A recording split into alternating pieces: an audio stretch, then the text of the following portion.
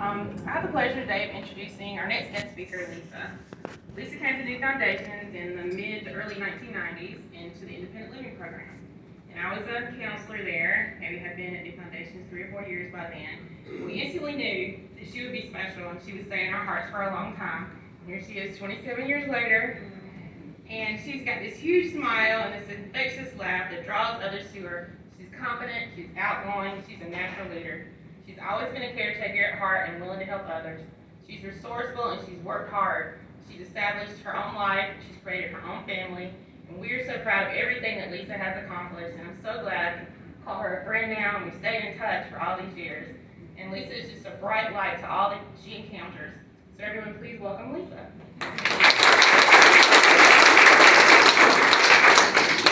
Thank you, Ms. Rhonda. You're welcome.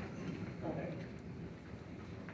Hello, everyone. I hope that you are all doing very well today. Everybody looks really good, and it's a pleasure for me to stand before you today.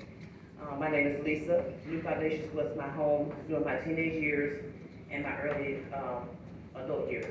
I remember when I came here, I was nervous, scared, and excited at the same time.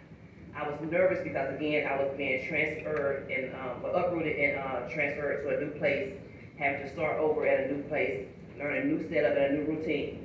I was scared because I was shy and I didn't know what to expect. I was also excited because I would get to see my little sister who lived at the girls' home here. My heart was filled with so much joy knowing she and I would be reunited again. It had been years since I had seen my siblings. Being in foster care since I was 6 and coming from a big family, separation from them always filled me with sadness. Being apart seemed to always be an issue. It was always difficult for social services to place 8 siblings together. When we were together, it was easier to bear the life of being a foster child. As I grew older, I realized that me and my siblings would be apart indefinitely as life went on. It was a continuous sadness and loss of hope that would cover over me. I was going through life, but often feel lifeless because I was missing a part of me. It can be very difficult being a foster child. The obvious was always an issue, but trying to fit in and make it day by day at times was hard because you knew that there was something different about you. This often made it hard for me to focus on different areas of my life. I was upset and frustrated when I learned I was being transferred here. At that point in my life, I was beginning to find my tribe outside of my family. I was in my late years of high school playing sports, and I had great friends who I met and who didn't see me as a foster child. When I arrived here, though, the staff was so welcoming to me. One thing that stuck out about the staff here was they seemed genuinely concerned about about me, and didn't come off as someone just filling a position. They genuinely wanted me and others to succeed. Ms. Rhonda was definitely one of those staff. She always made me laugh and could easily get you to open up through laughter and humor. I have always expressed my concerns about wanting to see my siblings throughout my life. However, my voice sometimes went unheard or put on the back burner. Ms. Rhonda heard my concerns, and somehow or another, she worked it out for me to be able to visit with them on occasion and speak over the phone with them. This opened me up and filled me with so much happiness. This was the boost I needed to get focused and work towards my goals. New Foundations was the right place for me to work on independence and self-growth while having the support and guidance of a group of capable staff. It was during my time here I began to evolve from seeing myself as a client, but rather as an individual. I stopped seeing myself as a foster child, but yet as a person who had purpose and could walk through this life happy just as anyone else, as long as I put in the work.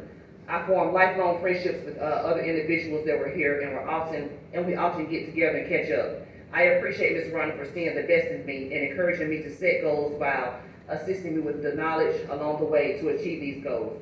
I appreciate Ms. Dawn for being a constant force of guidance and love and direction for my little sister. I know she was a handful at times, however you stayed the course and you continue to guide her and teach her. I appreciate New Foundations for running a program that centers around growth, healing, guidance, support, and stability. That not only I needed, but youth in foster care and untraditional homes need. Finding your place in life and giving a foundation of support and stability is needed for so many youth in foster care. It is my prayer that God continues to provide the staff here with the knowledge, love, care, and desire to guide and protect the youth that you all provide services to. I pray the youth are able to accept your guidance, love, and support that will allow them to be a positive force within their community. I know it is not always easy guiding troubled youth and trying to lead them in the right direction, but what you all bring to the table is needed. Keep focused, your efforts will not go unnoticed, and your words will not go and fall upon deaf ears. Your dedication will be the difference. Thank you, Ms. Rhonda and Ms. Dawn, for your continued love, support, and dedication for making a difference in my life. Your sustainability and knowledge is definitely needed and appreciated. Continue to be the light in the dark, a voice for the unheard, and a guide for those who are trying to find their way. I love and appreciate you both.